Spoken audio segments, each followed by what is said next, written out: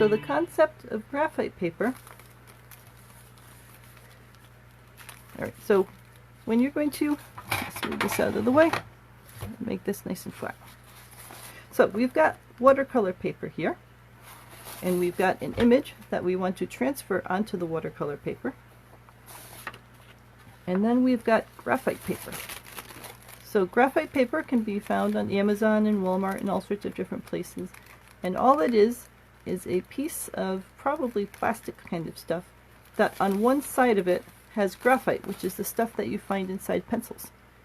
And the idea of graphite paper is that you put it between your design and the thing that you want to get the design onto. And by drawing lines on the design to follow the lines of the design, you are putting pressure down onto the graphite paper, and the pressure is pushing some of the graphite off the back onto your destination paper. So let's just get a pencil to show you how this works. So if I don't have anything else, if I just make, I'll do it in the corner. So if I just make a little mark, see how that mark came through? It's not that my pencil went through the graphite paper somehow and miraculously made that mark. It's that I'm pressing down, and the pressure of my pencil moving left a mark because it pushed the graphite off of the paper onto the watercolor paper. So it's all about pressure. It's not about a pencil in particular. It's just, it's good to use a pencil because my cat because the pencil ends up pushing easily, and it's easy to draw with the pencil. Alright, the cat will get bored in a second after meandering around a little bit.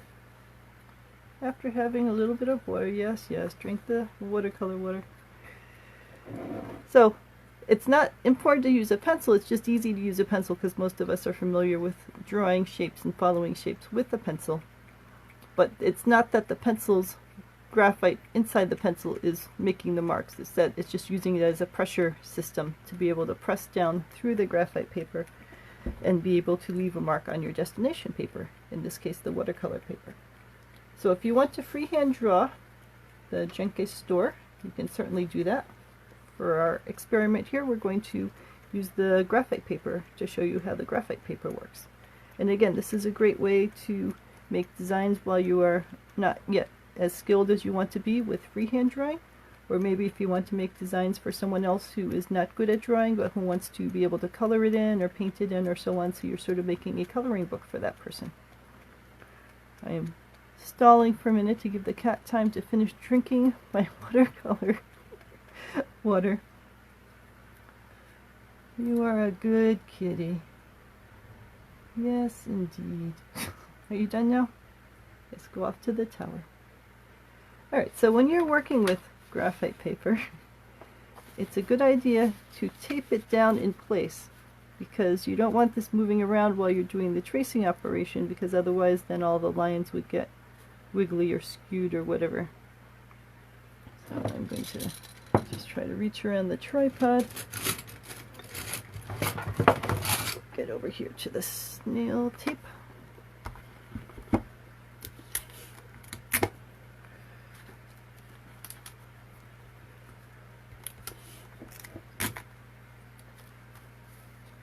Alright, we'll find out if I printed this small enough, because part of my aim here is to draw in the rest of the store around the edges where it is not showing up in this particular picture, because the full store had a little bit further.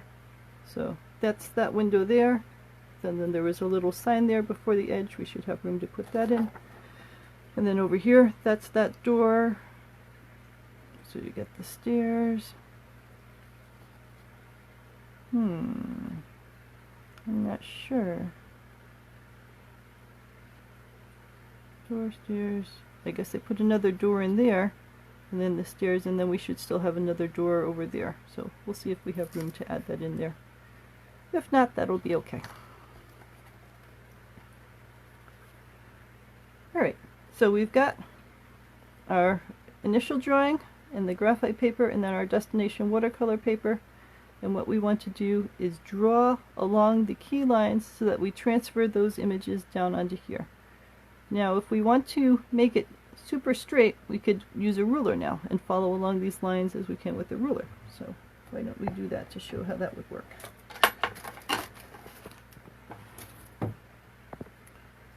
Alright, so if you want to use a ruler to make it even more straight,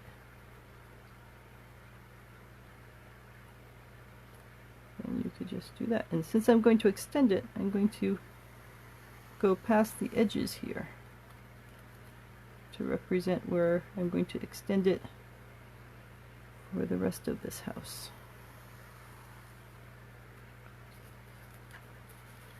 Alright, and then we've got this porch for the second floor.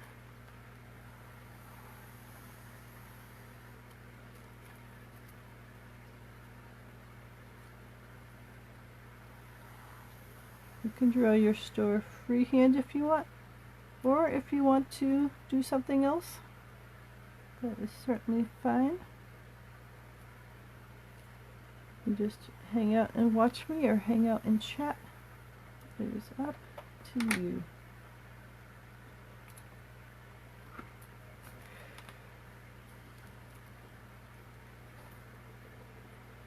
The cat is jumping all over the place. Cats are wont to do. Yes, I was talking about you, kitty. Are you back again?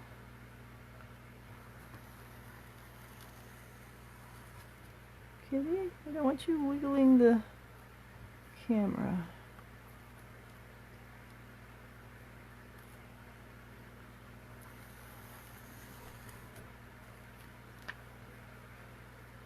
If you like lines, then architecture is a good thing to draw because there are often lots of lines in here.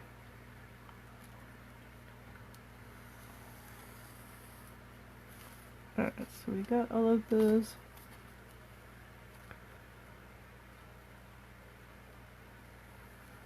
Now we'll do a couple of the columns. And you do not necessarily have to draw every single item in here.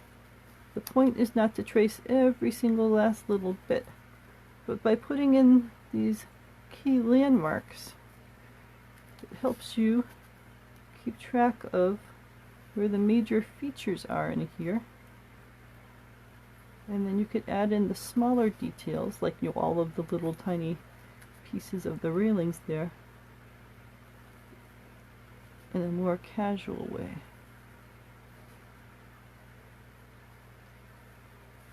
Alright, we got the windows. There's a door up here.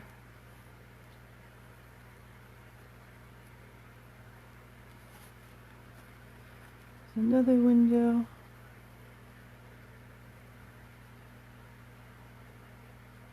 So I think this was a time period where they would walk to a friend's house.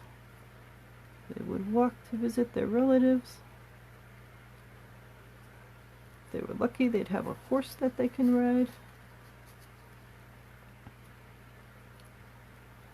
This is a time where if you were a guy, you would be a farmer, or maybe a woodworker or a tinsmith or something, and if you were a woman, you would pretty much be a mother and a home carer.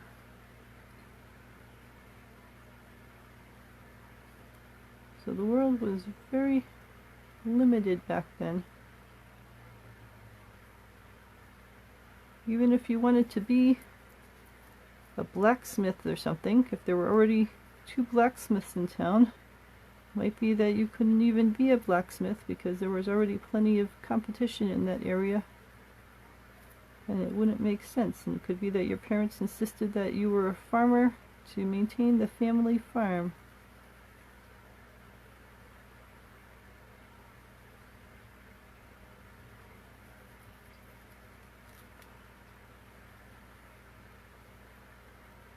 Alright. We got stairs. Alright, maybe I should do that with a ruler. Stairs. coming down over here.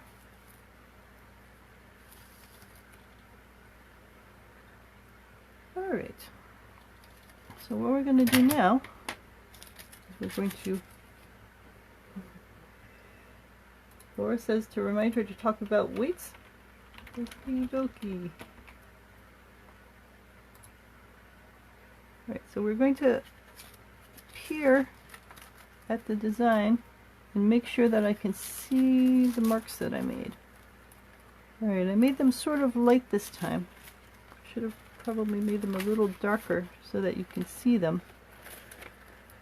But hopefully you can see that they are there.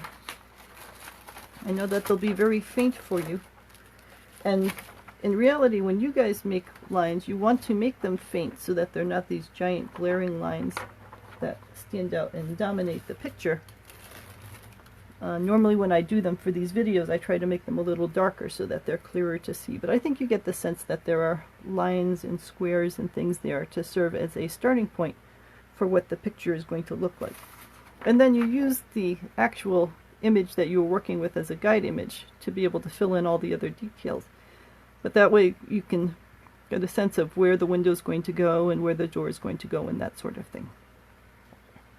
Alright, so that is the basics of using graphite paper and an image to be able to transfer what you're working on onto your destination paper, whether it's watercolor paper or a canvas or drawing paper or anything else. This is a way to get the starting points of the image down so that you can then work on it further. And all you need is a piece of graphite paper, and you can reuse this. I've reused this piece many times, so it's a reusable object.